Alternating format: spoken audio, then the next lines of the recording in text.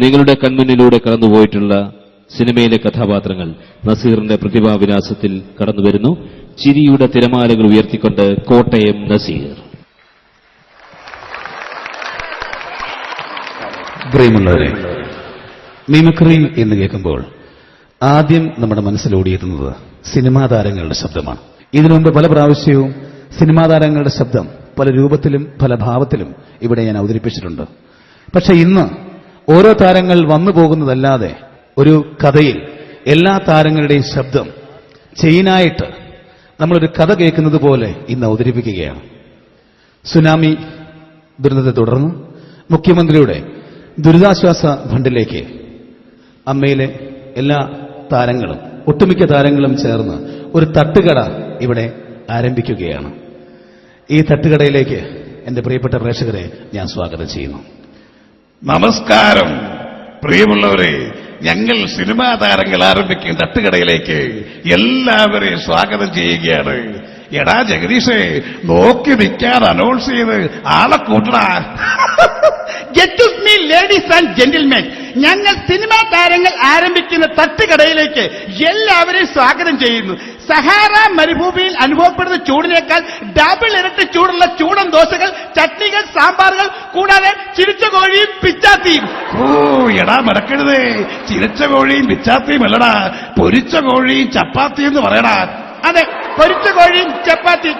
പിന്നെ കാലി പ്ലേറ്റിൽ ഞങ്ങൾ തരുന്ന ഗോംപ്ലേറ്റ് നിങ്ങൾക്കൊരു ഹൈലൈറ്റ് സാധനമായിരിക്കും. മോനെ ജേനിസേ, എന്താണ് കഴിക്കാന്ന് വെച്ചാ പെട്ടെന്ന് നിൽക്ക്, വിശന്നിട്ട് പാടില്ല. എടാ പ്രേമ, നോക്കി നിൽക്കാതെ മാമുക്കോയ്ക്ക് ഒരു പ്ലേറ്റ് ഫുൾ ചില്ലി ചിക്കൻ എടുത്ത് കൊടുക്കടാ.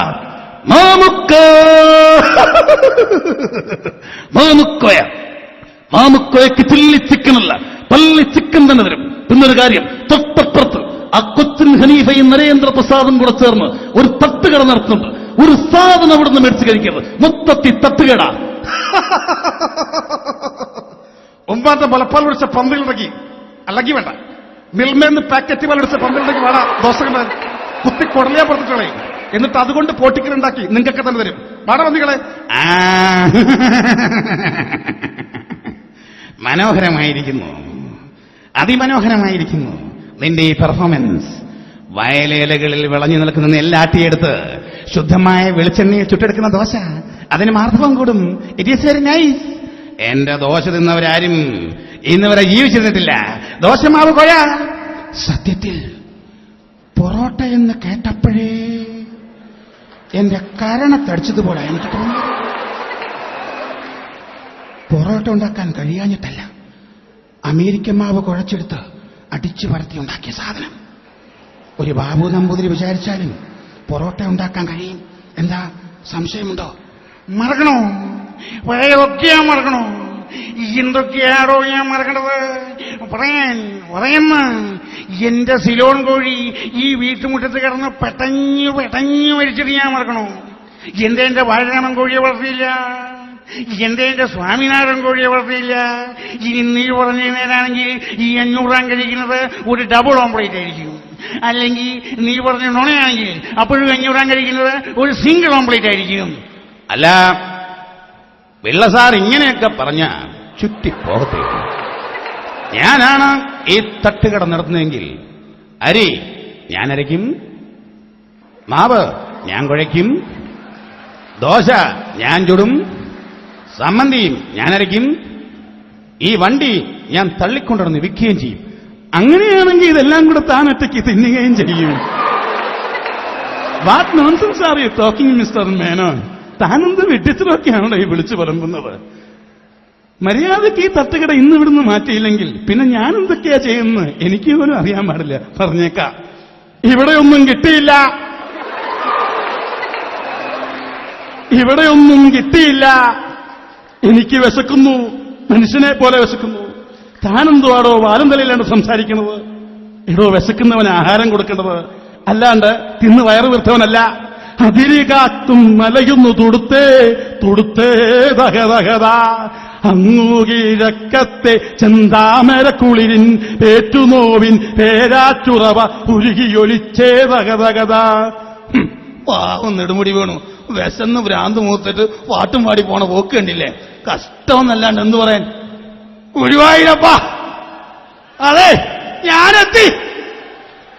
അവിടെ ഒരു തീറ്റി മത്സരത്തിൽ പങ്കെടുക്കുമ്പോഴാണ് അറിയുന്നത് നിങ്ങളിങ്ങനെ വെട്ട തുടങ്ങിയ കാര്യം. പിന്നെ അവിടെ അധികമൊന്നും കഴിച്ചിട്ടില്ല. ഇനി ഇവിടുന്ന് എന്തെങ്കിലും കഴിച്ചിട്ട് വേണം വീട്ടിൽ പോയി കഞ്ഞി കുടിക്കാൻ. പിന്നെ അത് ഭാര്യ അറിയണ്ട, അറിഞ്ഞാൽ അവളെനിക്കൊന്നും തരില്ല. അല്ല ഇത് ആരാ വരുന്നത്? മൗസാറല്ലേ? ഇവിടെ ജഗദീഷേ, എനിക്ക് കഴിക്കാൻ എന്റെ ദോശയാടാ. ചട്ടി ചൂടാവട്ടെ ചേട്ടാ. ചട്ടി ചൂടാവാനാ പട്ടി. നീക്ക് ദോശയുള്ളേ. മുട്ട തിന്നാവുള്ള ആഗ്രഹം കൊണ്ട് പണ്ട് ഞാൻ ഒരു കോഴിയെ വളർത്തി. അത് വളർന്ന് വലുതായപ്പോഴാണ് അറിഞ്ഞത് അതൊരു പൂവൻ കോഴിയാണ്. അന്ന് തീർന്നാണ് മുട്ട തിന്നാവുള്ള എന്റെ ആഗ്രഹം. ഞാൻ മുട്ടയുടെ കാര്യം പറയുമ്പോൾ സുരേഷ് ഗോപി എന്തിനാണ് കോഴി മുട്ടയിൽ തന്നെ കാണിക്കുന്നത്? ഓർമ്മയുണ്ടോ ഈ മുട്ട? ഓർമ്മ കാണില്ല. ഒരുപാട് മുട്ട കൊണ്ട് ഇങ്ങനെ ഓംപ്ലേറ്റ് അടിച്ച് കഴിച്ചതല്ലേ? ചിലപ്പം മറന്നു കാണും. അന്ന് ഞാൻ കണ്ണൂരിൽ കോഴിയെ വളർത്തുന്നു. നിലാവട്ട തഴിഞ്ഞാടി ഒരു കോഴിയെ പിടിച്ച് ചിക്കൻ ഫ്രൈ ഉണ്ടാക്കാൻ നിങ്ങൾക്ക് ഞാൻ പ്രാക്ടീസ് തന്നു. അന്ന് കരഞ്ഞു പറഞ്ഞത് ഓർമ്മയുണ്ടോ? സാറിന്റെ കോഴിക്ക് വസന്തയാണ്. യെസ്, ഐ ആം സുരേഷ് കോഴി.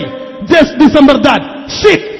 ഓ വൃത്തികെട്ടവൻ വന്ന് ഷിറ്റെന്ന് പറയും. അത് കേട്ട് ഷിറ്റിടാൻ ഇവിടെ കുറെ കോഴികളും. മുഖ്യമന്ത്രിയും എത്തി. പെട്ടെന്ന് എല്ലാവരും ഒന്ന് മാറിക്കേ.